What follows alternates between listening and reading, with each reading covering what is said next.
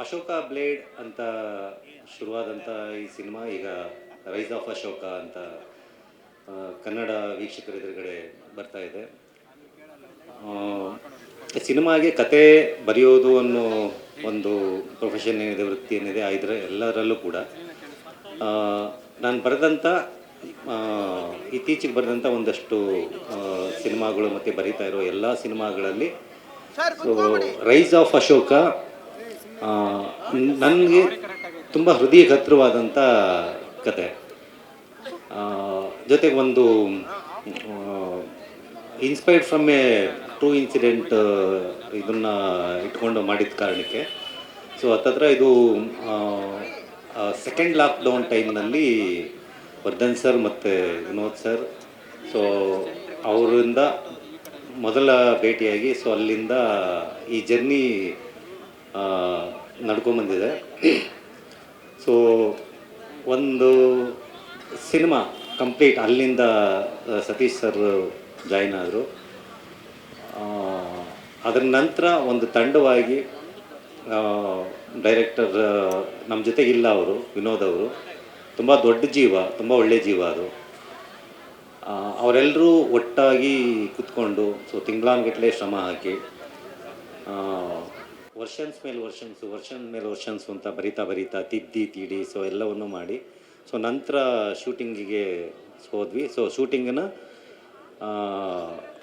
ಒಂದಷ್ಟು ಅದೊಂದು 60-70% ಶೂಟಿಂಗ್ ಆಗೋ ಹಂತದಲ್ಲಿ ಎಲ್ಲರ ಜೊತೆಗೆ ಒಟ್ಟಿಗೆ ಶ್ರಮ ಪಟ್ವಿ.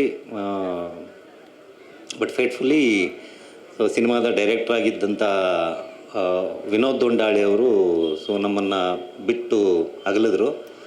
ಸೊ ಅದಾದ ಮೇಲೆ ಆಲ್ಮೋಸ್ಟ್ ಈ ಸಿನಿಮಾ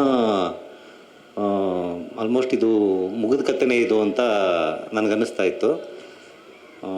ಇದೇನಾಗುತ್ತೋ ಏನೋ, ಎಲ್ಲರೂ ಅಷ್ಟೊಂದು ಶ್ರಮ ಹಾಕಿದ್ವಿ, ಸೊ ಮುಂದೇನೋ ಏನು ಕಥೆನೋ ಅನ್ನೋ ಥರದ್ದು ಇದರಲ್ಲಿದ್ದಾಗ ವಿನೋದ್ ಅವ್ರದ್ದು ಕಾರ್ಯಗಳೆಲ್ಲ ಮುಗಿದ ನಂತರ ಈ ಅಶೋಕನ ಕಥೆ ಏನಿದೆ ಸೊ ಅಶೋಕನ ಕಥೆಯನ್ನು ಒಬ್ಬ ಮನುಷ್ಯ ತೀರಾ ತನ್ನ ಹೆಗಲ ಮೇಲೆ ಮಗು ಕೂರಿಸ್ಕೊಂಡ್ರು. ಅದು ದಟ್ಸ್ ನನ್ ಅದರ್ ದ್ಯಾನ್ ನಮ್ಮ ಹೀರೋ ಸತೀಶ್.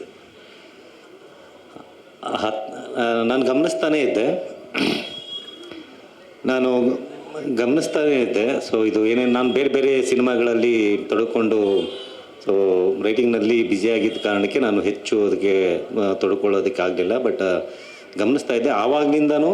ಸೊ ಇಲ್ಲಿ ತನಕನೂ ಚಿತ್ರದ ಮೊದಲನೇ ಹಾಡು ಬರೋ ತನಕನೂ ಕೂಡ ಸೊ ಸತೀಶ್ ಅವರು ಈ ಸಿನಿಮಾನ ತಾನು ಹೆತ್ತ ಮಗುವಿಗಿಂತ ಹೆಚ್ಚಿನದಾಗಿ ತಮ್ಮ ಹೆಗಲ ಮೇಲೆ ಕೂರಿಸ್ಕೊಂಡು ಇಲ್ಲಿ ತನಕ ತೊಗೊಂಬರ್ತಾ ಇರೋದು.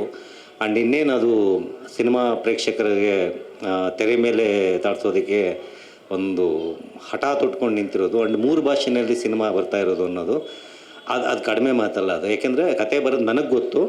ಸೊ ಈ ಕಥೆಯನ್ನು ಅಚೀವ್ ಮಾಡೋದು, ಅದರ ಪೋಸ್ಟ್ ಪ್ರೊಡಕ್ಷನ್, ಅದರ VFX ಅದು ಎಷ್ಟು ಟಫೆಸ್ಟ್ ಜಾಬ್ ಅಂದ್ಕೊಂಡಂತ.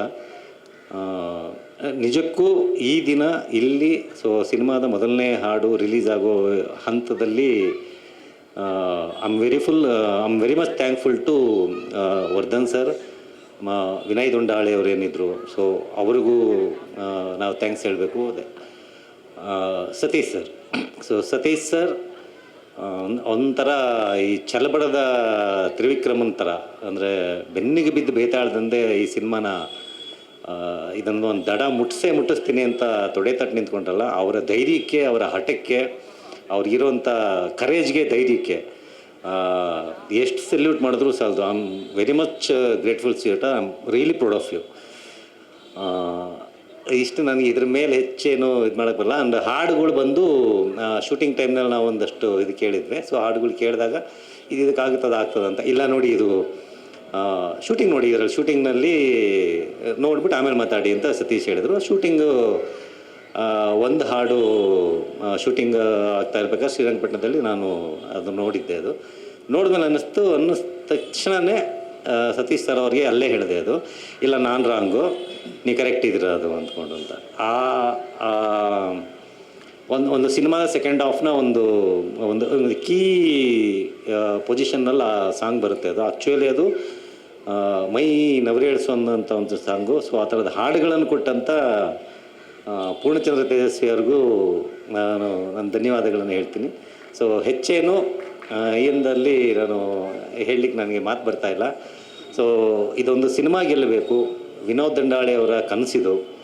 ಸೊ ಅವರ ಕನಸು ಕೂಡ ಅದು ಈಡೇರಬೇಕು. ವರ್ಧನ್ ಅವರು ಸಿನಿಮಾದ ಮೊದಲಿನಿಂದನೂ ಜೊತೆಗಿರುವಂಥವ್ರು. ಸೊ ಈಗಲೂ ಹಠಕ್ಕೆ ಬಿದ್ದು ಈ ಸಿನಿಮಾವನ್ನು ತೆರೆ ಕಾಣಿಸ್ಲೇಬೇಕು ಅಂತ ಫೈಟ್ ಮಾಡ್ತಿರೋಂಥ ಇವ್ರಿಗೆ, ಸೊ ಇಡೀ ವೇದಿಕೆ ಮೇಲಿರುವಂಥ ಎಲ್ಲ ನನ್ನ ಚಿತ್ರತಂಡಕ್ಕೆ, ಸೊ ಪ್ರತಿಯೊಬ್ಬರಿಗೂ ಒಳ್ಳೆಯದಾಗಲಿ, ಎಲ್ರಿಗೂ ಒಳ್ಳೆಯದಾಗಲಿ, ರೈಸ್ ಆಫ್ ಅಶೋಕಾಗೂ ಒಳ್ಳೆಯದಾಗಲಿ. ಸೊ ಜೈ rise of Ashoka. Thank you all. Guarantee news, ಸುದ್ದಿ ಖಚಿತ, ನ್ಯಾಯ ನಿಶ್ಚಿತ.